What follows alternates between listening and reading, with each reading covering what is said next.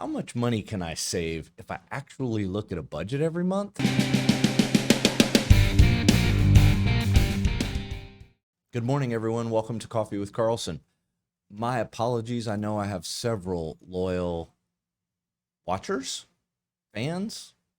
I like fans. Sorry, I've been absent.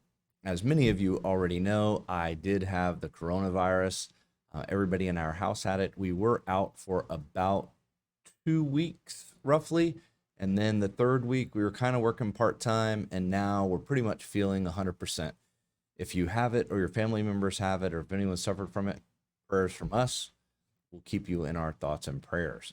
I hope everyone's enjoying a nice warm cup of strangely warm coffee this morning. I'm going to take this top off of it. I'm kind of running live today because I don't have a lot of time to edit. I'm actually recording on Monday morning. I'm going to get better at that again now that I'm trying to get back in the swing of things. All right. Also want to give a big shout out, as I always do, to one of our customers, Bowen & Son Roofing. If you need a roofing repair, replacement, new construction, they're the ones to call. Give Brad a call, either 1, 3, or 4, and let them know that you need some work done. Let them know that Carlson Accounting sent you there. I'm going to stop by there later this morning, and I'll say hi to them as well. I hope you're all having a great Monday morning. Today's topic is, how much money can I save if I do a personal budget? I'm going to switch over so you can check out some numbers, and we're going to get into a little bit of detail with it. I want to make sure that you understand some tips and tricks and the impact that things have on you. There's lots of tools out there. I talked before about the every dollar tool that you can download on your phone with Dave Ramsey. You can download Quicken to your computer, or you can simply use a spreadsheet, something that most computers come with, or you can download free versions of it so that you don't have to really think about it. You can just put the numbers in. You don't have to spend any extra money. So helping out your budget. So today, what I'm going to do is I'm going to work on a spreadsheet and show you how the spreadsheet works in order to keep track of your budget. And we'll go switch over right now and review that, jump right in. All right, so here's a spreadsheet that I put together. I'm going to see, can I put myself there? Hey, look at me. I'm right there in the picture. So this is a spreadsheet that I put together, and I want to show you how this works. So it's funny because this is on my laptop, which is to my right, but I'm going to try and drive it and look at it on the screen in front of me. So this is something that gives you this is a way that I set it up so that it gives you the ability to really dig down into the details of what your monthly budget works. That's why I put a daily figure, a weekly figure, a monthly figure, and an annual figure. I have one more column over here called times per week, and that we'll get into as we get down to the bottom on things that you spend on a regular weekly basis. And there's probably a lot of others. So you can fill out, I left room, you can fill out all kinds of additional things that you spend money on. School lunches, manicure, pedicure, massages, things of that nature that you spend every month. So the first thing, and probably everyone's biggest expense, is housing. So for housing, I put $1,200 a month, and I'm assuming in this case that we're renting. So $1,200 a month for probably a 2-bedroom, 2-bath house in Sebring right now. I'm not really sure what those rates are, but that seems like about the rate. I know that's what my parents are paying right now in rent. They live off Hammock Road. Electric a month, I'm not really sure. Mine runs a little bit high, but $200 seems like a pretty good average. But look at your last. What I would actually do is look at the last year's worth of electric bills and average those so you can get a good average expense for electricity. You could also, once you figure out this model and start working on it, you can also set one up for every month so that you're looking at every month and you're looking at real time. That way you can budget if the electricity is higher in July and August because of how hot it is. You can make sure that you budget for those variables to make sure you're covered in those months. Water in the city of Sebring is $50 per month. Groceries, this is probably a little bit low, and this is where I start getting into the weekly, monthly thing. When Jessica and I first got married, she asked me, how much do I spend on groceries a month? Well, I was pretty surprised to see that it was more than that. But a family of 2, let's assume whatever your weekly budget is for groceries, plug that in. The way I calculate, and if anybody wants a copy of this spreadsheet, I'd be glad to email it to you. The way I did that is $100 a month. I'm assuming 4 weeks per month, which is actually 4.26 or something like that. And then annually it's 4,800. So you can see real quick. Let's just jump down real quick so you can see how some of these numbers play out. If you look down here, this is the total annual budget. I'm going to highlight that so it sticks out for us. I'm going to highlight the monthly too, so we can see those two things. So on a monthly and annual basis, that's $4,000, but $40,000. Let's change that number to 200. And this is the beauty of spreadsheets. It automatically increased your budget by $4,500 for the year. So I'm going to go back to 100 and move on down the line. Cable internet. So this is something that just about everyone has an internet connection now, but not everyone has cable or satellite. I would guess that if you have cable or satellite package, you're probably spending closer to $250 a month. But for this example, I'm just assuming basic cable, none of the big things out there, and a good, fast as you can get internet connection.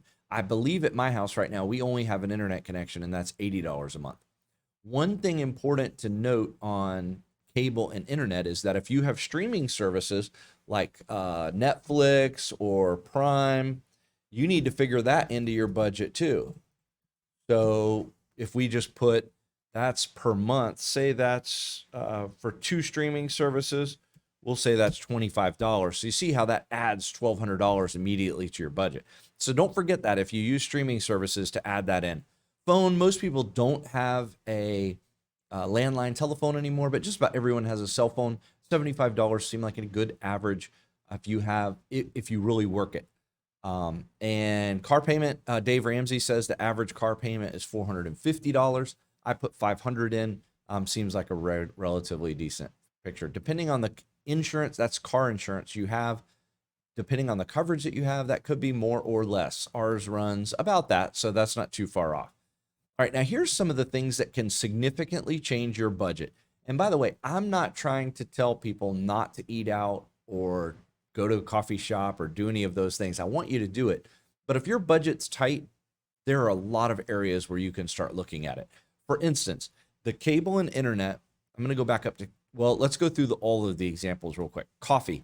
If you stop at a coffee shop, on average, you're probably going to spend $3. I know Jessica went the other day and spent $5 plus a $1 tip. Remember, always tip your servers, no matter where you are. It's not tipping, I believe in, it's over tipping. So make sure you take care of them. They're working hard for you, and they're the ones that showed up to work today. This is why over in this column, I put number of times per week. So if you stop at a coffee shop on your way to work or church or anywhere else on average 4 times per week at $3, that's $12 a week that you're spending on coffee. The same for eating out. I know a lot of people that eat out for lunch every single day. It's pretty hard to go out to eat a lunch for yourself at less than $15. You'd be hard pressed if you got food and a drink. Maybe you got a soup. I know we went to Olive Garden the other day for lunch because we had a gift certificate that someone gave us. So we went there, and I believe our lunch was about $35, and we only had one lunch entree and no dessert, no drinks, and soup and salad. So you get $10 for an entree, $10 for soup and salad. That's $30. Those things add up pretty quick. So lunch for $15, not too bad. And dinner out. And now I'm assuming because I have people, I went ahead and put 5 times per week. You can see that over here. And dinner out, $50. It's pretty hard for 2 people to eat dinner for $50, but I went ahead and put that in there so that you can see it. And I assumed 1 time per week. And then you can see we added the streaming service of $12,000. So if this budget, without any extras, this doesn't have any savings in it. It doesn't have any vacation savings. It doesn't really have any entertainment, going out for drinks and dancing, going to the movies. It doesn't really have any of that. So you can see a simple budget here. A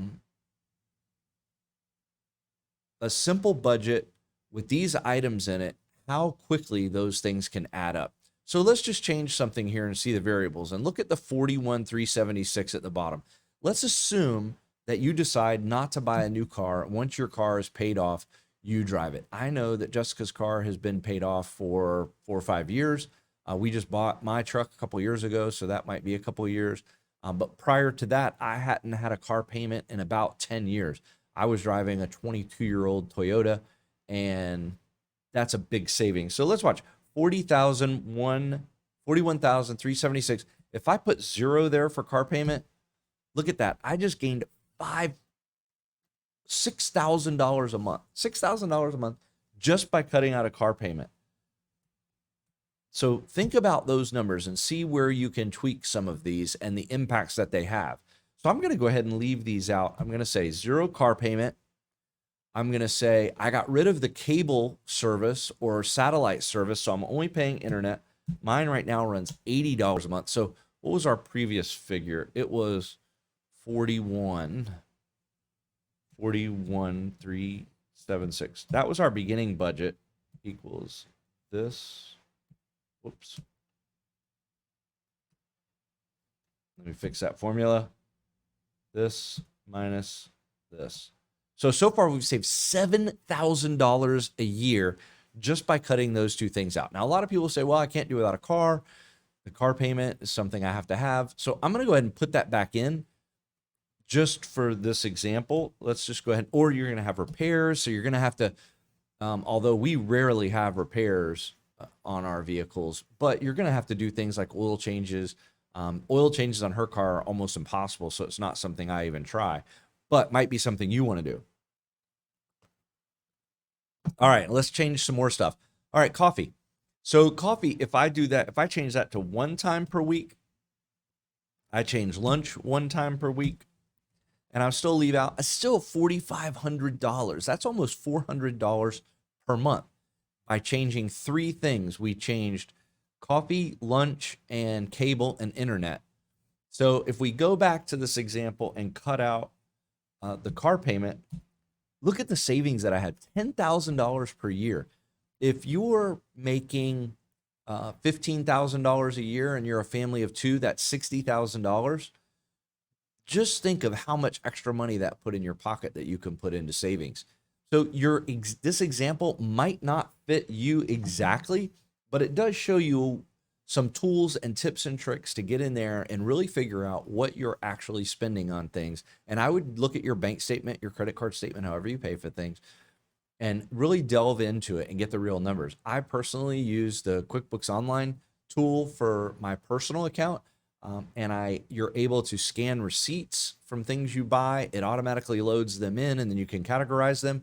If I get an email receipt, I can forward it to it and categorize it that way so that I can quickly get a snapshot of what I'm spending and how I'm spending it every month. So I can determine where I need to make some cuts if need be, or I can determine where I can be more efficient. All right, so that ends Coffee with Carlson for today. I hope you enjoyed it. I hope you learned something. If you're interested in getting a copy of this tool, please shoot me an email. Shout out anytime. Also, please put down in the comments any suggestions you have for future shows, and please like, subscribe, share, hit the little bell, and make sure to tell your friends and colleagues about the show so that we can build it up so that more people watch it and more people can hopefully benefit from some of our tips and tricks. Thank you very much. Have a fantastic week, and we will see you next week on Coffee with Carlson.